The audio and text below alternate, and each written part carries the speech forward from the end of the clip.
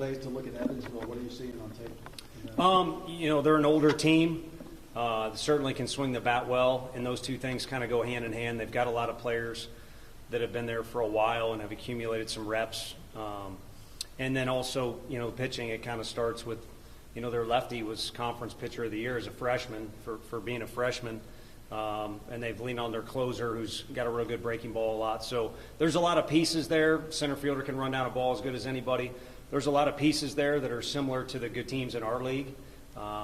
And the one way they've done it, I've known Wes or Coach Carroll for a long time. He's always been real good at kind of running around, beating the bushes, and finding guys that he knows are going to develop into something even better than they already are. And so that's kind of been the makeup of that team, is there's a lot of guys who have developed and become even better than they are. And all together, it makes for, a really good team. I was going to ask you, do they remind you of any SEC clubs that you faced this year? A little bit of Kentucky with the well-balanced offense. They play with a real fun style. I think that's kind of one thing that gets lost in the mix. These game times, ESPN is, I assume, the one that has to juggle. There's only so many slots, and you got Caglione, and you got these guys. So where are you going to put everybody? But I think the one thing in my conversations yesterday I kept reminding people is their style of play is fun. They're very confident. They get after it and play hard. So on top of the talent that's there, they got a style of play too that makes them maybe the sum better than the parts. And I think that's something that was entertaining for the folks that were out east watching their regional, which was highly competitive. And then again, something that's kind of been their engine to help them go. So, off the bat, just kind of that team would be one that sticks out. I'm sure there's other similarities in certain categories. Tony, were you hoping for the later starts, or what about the day games, the first two at least? No, like I said, honestly, what we wanted was to play on Friday, and I'm sure all of our guys, that's the coaching staff, all the guys will take extra rest if they can have it, but it helps you kind of stay in a rhythm a little bit. We were able to replicate our week we did last week, this week, without the travel back from Hoover. So to us, it was good to play on Friday. And again, we know exactly what's going on with what games are out there. I mean, there's some exciting matchups, and so everybody's got to kind of go somewhere. I think seeding's kind of maybe plays into it at times, but that's overrated. I mean, if you're still playing, you've got the talent, but you've also got the locker room thing going on, so you've got a good group. And the seeding does matter in a regional because there's 1, 2, 3, 4, and they sort it out, and it can affect pitching and things like that. But this weekend, all it is a series. It's either a road series or a home series, but either way, it's a series against two great teams at all the sites. And we're just blessed that we're playing at home here. We'll play whatever time. Our fans will show out. I mean, it'll be we got Friday to worry about, but it'll be like a football Saturday around here at 11. Only difference is I won't get to have fun. We'll have to work. So, again, happy to be on our field, happy to be playing on Friday, but once the first pitch is thrown, like all the other sites, it's going to be two teams hooking it up. I know every year is different, but the experience for some of these veterans and regionals and supers and even Omaha, does that help at this time of the year for this team? Yeah, I do.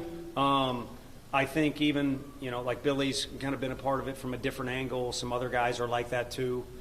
Cannon, you kind of see what it looks like, and you know how to navigate through situations a little better if you have experienced them.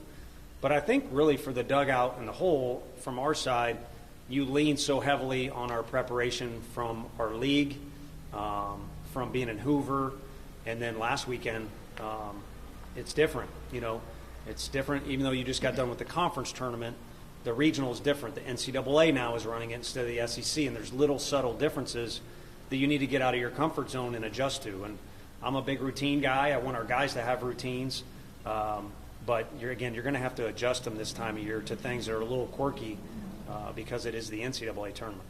A lot of talk on the outside about them being a number 4 seed and making its way to Super Regional. What's been your message to the players this week to make sure that they don't try and look past the team that is perceived as a 4 seed? Yeah, I mean, I fortunately that noise doesn't get to me. Like I said, at this point, the seeding doesn't matter. You're either good enough to be at this spot or you're not, and you don't get any extra credit. We're not alternating sites. You don't get to be home team the whole weekend. It's whether you're on your field or not. So that's the benefit we see as it relates to the matchup. But they know what a hostile environment looks like from where they just came from. That's one of the more fun, environments really in all of college baseball. And then to me, I'm just ready to get on and play a series, because last week it was the opposite. What about being this seed or that seed for us? And, again, to me, now that the regionals are over where you slay 1, 2, 3, 4, they don't matter. At the start of the tournament, you actually, I think 75% are the top 8. So to me, you either want to be in the top 16. It's a little better to be in the top 8 by percentage. And then after that, you can throw the rest of it out the windows, from what I think. Again, those regionals are not about let's get the very best with the bottom and things like that. It's the regionals, and it's based off travel and things like that. But they went to a very tough place and beat an extremely well-coached team, along with beating another team is pretty dang good too. What do you anticipate to be the toughest part of this Super Regional this weekend? I think controlling the adrenaline and intensity of the whole deal. I think our crowd helps us a ton. You got to get a little cautious, though, about getting too amped up. And I think our guys handled it great. Again, to me, being the second weekend in a row back home in a playoff environment should help our guys have a vision of what it looks like and how to handle it.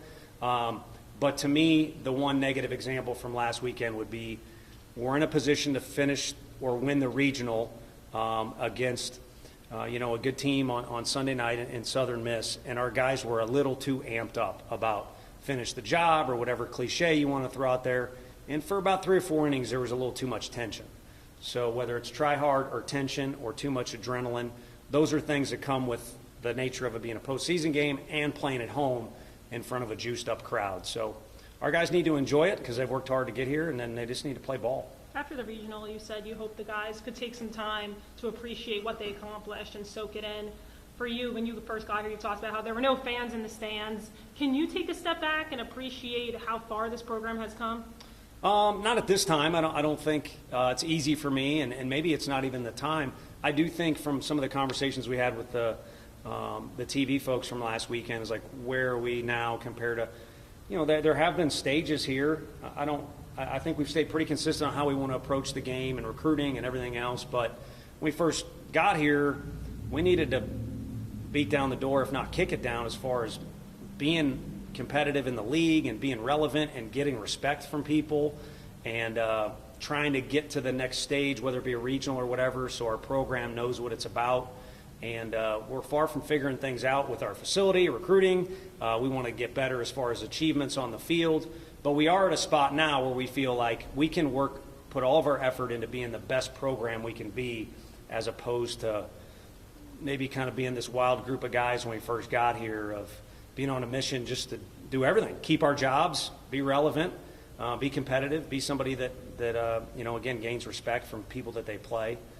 So things have changed a little bit. Do you have an update on AJ? Has he been able to get evaluated like you mentioned? Yeah, nothing specific as far as what the next step will be for him, but he'll be unavailable. So it's kind of Coach Russell or Coach AJ for now, kind of as Billy did for a couple weeks there. And I don't mean make light of health or anything like that. I mean, he's still involved in practice and things like that right now, but he's kind of assumed a role in the dugout where he takes on some other duties. And to me, I enjoyed being around him. So for now, that's his task, and we'll see where we get, but more than likely would be shut down for the year. What are some of those duties he's been handling? Chart stuff, and then just communicate, answering questions. We have one more guy you can run stuff through, or go to this end of the dugout and get this guy ready, or with our locker room being right there, sometimes our guys disappear and you're looking for a guy to pinch hit or send down to the bullpen or something like that. So it can be as simple as having a guy help you in that situation. So. What's impressed you about their freshman lefty this year and their pair of older outfielders that kind of spark things for them? Yeah, I mean, Schallenberger has always been good, and now, again, he's got so many, repetitions that he can make argument for most valuable player in their offense. But like we talked about Indiana in specific last weekend, that offense is kind of 1 through 9, and then even Southern Miss, 7, 8, 9 kind of give us big-time headaches in that game. So, again, you get to this point, it's not blowing smoke. It's a fact, that everybody in the lineup is capable of doing damage, but he kind of leads the way. And with Deverman, I mean, he's, for a lefty, you kind of make jokes about quirky lefty and stuff like that. He's about as good of an athlete out there defensively as you're going to find. So, his pitching numbers and the awards, the accolades he got in the league this year speak for themselves on the pitching end. But he also is a guy that's got a good pickoff move, can really field his position, and has some savvy to mix things up a little bit on the mound. So he's got a full arsenal. You kind of Omar. joke, you kind of joke, yeah, go for it. Between Binky, Lloyd, and Phillips, it feels like all those guys have earned y'all's trust a little bit. Do you feel like there's certain roles that you would have all three cemented in, that you'd want to go to each one in a certain spot? Now that we've kind of shrunk down, the one difference between this and Hoover is you have a vision of where you're at. It's, similar to a conference series, or, we played those 3 non-conference series where it's a maximum of 3 games. It's a race to get to 2 wins. So it does kind of change the way you play out each game. So with how those guys have been throwing, I think it just kind of puts them in a group where we trust them. And also there's no excuses from our end or their end. They've been in a little rhythm where they've been pitching. And again, to throw in Hoover is one thing, but to throw last week is another. So I'd be foolish or remiss to say the pitching worked out perfect last week, but it was nice to not overextend anyone really, and also get everybody out there and kind of stay in a little bit of a rhythm. And I thought the way those guys had the ball, obviously Benke was outstanding, but the way those guys after him, Loy and Phillips, had the ball coming out of their hand was more of a positive than anything. You kind of joked about Billy's walk-up song and players clapping along the other night. You ever had a player with a walk-up song that seems to affect a stadium in the same way that Billy's does? Yeah, it was a much smaller crowd, but at Missouri we had Zane Taylor. I think it was the theme to Boondock Saints, which I don't think our guys watch movies anymore, and they certainly probably, that one's old. But that was a fun one. And it was a fun walkout song for him. And then, we have faced, guys like Mershon, who's a phenomenal athlete at Mississippi State, and a couple of the ones this weekend. The guys are humming in the locker room because it's a song they hadn't heard in a while or ever. And so, yeah, everyone in the lineup, teams we play, there's usually 1 or 2 in there that are pretty catchy. But I like Billy's when it's in our stadium, but it's hard not to say in Blades of Glory, if that's the movie. You know what I'm talking about? Mm-hmm. Okay. That scene might be just as good as a Billy at bat. I guess it depends what mood you're in. What's the added challenge or pressure on the defense when you're going up against a team that's got 5 or 6 guys with an OP of greater than 400? I think it's about attacking the strike zone at all times, and both staffs are going to try and do that. And then, with that comes knowing that the other team can do damage. So how confident and convicted can you stay at what you're trying to do as a particular pitcher? Because we've gotten to the point this year, like I said, we're not going to run you out there unless we trust you. But each of our pitchers are different, so they need to be convicted in who they are and just present the best version of themselves, with the understanding it's not always going to go perfect. You're not going to get every call. A slow roller might find a hole, whatever it might be. So the fact that they're more talented than the average team is something that's kind of out of our control, and I would like to hope that our pitchers see it out of their control too, and again are convicted to approach things that presents the best version of themselves. Do you wish you had a better walk-up song, or do you still like the one you chose? I wish I could hit better when I played, but I did like the one that I had, and there's a little more backstory to it, but I like that. I think it's fun that the NCAA decided to flip the script a little bit, because they used to not allow scripted music for any team, and now it makes it more enjoyable. And I think this thing has blown up into something. When I was little watching games in Omaha, I didn't think it would get to this level where there's so many superstar players to talk about, like some of the guys you asked about from Evansville and mentioned Cags, and the music and the crowds. This is a massive deal, and I'm envious of the people that get to be fans in the stadium this weekend. But next best thing will be standing there trying to get some wins. What was your song? Danzig, Mother. Okay. Yeah, you probably don't know what that is. Yeah, again, a little bit of a backstory, but also criteria for me was pick something unique, and for the most part, that's unique. Thanks, Coach. Thanks, everybody. Yeah.